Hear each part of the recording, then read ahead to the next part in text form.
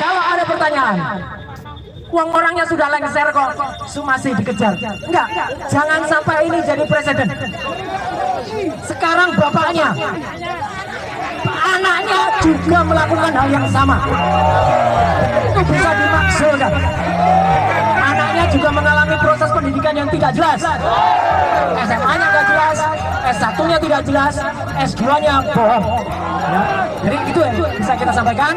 Kita sampaikan kalau ijazah asli itu diminta hakim, diminta pengadilan untuk ditunjukkan, saya siap untuk datang dan menunjukkan ijazah asli yang ada. Ya, tapi hakim yang meminta, pengadilan yang meminta.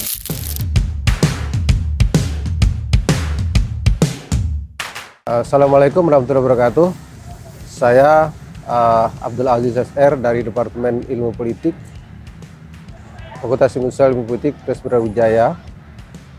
Saya ingin memberikan sedikit pemikiran soal ijazah atau yang diramaikan orang beberapa hari terakhir soal ijazah bekas Presiden Joko Widodo. Kembali orang ramai, berbagai kalangan kembali mempersoalkan keabsahan ijazah yang dimiliki oleh mantan Presiden Joko Widodo. Mereka mempertanyakan apakah ijazah Presiden ke-7 itu asli atau palsu. Nah, sebetulnya ini sudah lama, sudah beberapa waktu menjelang pemilu 2019 yang lalu, tapi tidak ada kejelasan, tidak ada kepastian soal itu pada waktu itu. Dan kemudian terus berlanjut dan beberapa hari terakhir ini diramaikan kembali oleh banyak pihak itu. Nah, pertanyaannya soal benar palsu aslinya ijazah itu. Ya, dua kemungkinan, bisa asli, bisa palsu.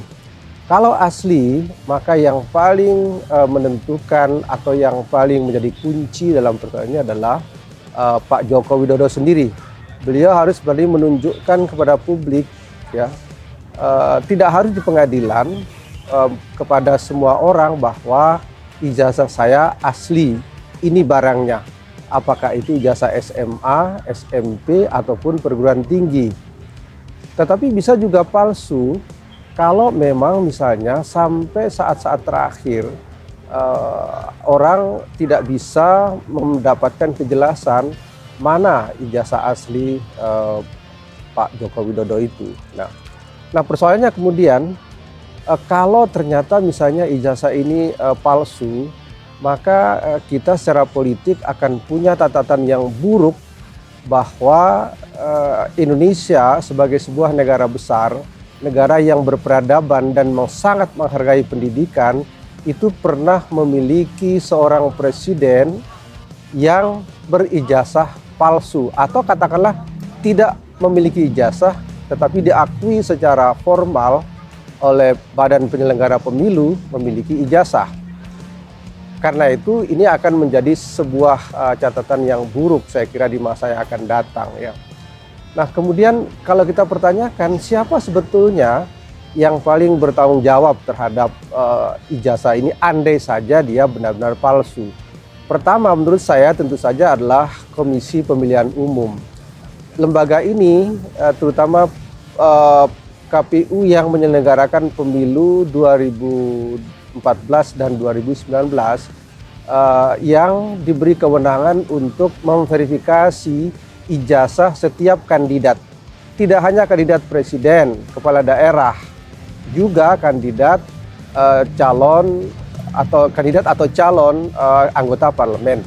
Nah, mestinya KPU itu punya kewenangan, punya kapasitas dan keluasan waktu itu untuk melihat dengan baik apakah ijazah itu mencurigakan atau tidak. Nah, kalau misalnya berpatokan kepada foto, kemudian tanda tangan di ijazah, lalu soal tanggal kelulusan dan sebagainya, seharusnya KPU punya kecurigaan tertentu. Karena itu mestinya memverifikasi kepada lembaga yang mengeluarkan ijazah itu. Nah, lalu pertanyaan berikutnya, mengapa sampai hari ini dipersoalkan orang atau kembali dipersoalkan orang? Apakah ada sesuatu di balik itu? Tentu saya kira. Pertama, kemungkinan yang pertama adalah bahwa ada banyak kelompok, ada banyak kalangan di masyarakat yang sebetulnya sangat tidak rela kalau pernah memiliki presiden yang memiliki ijazah palsu.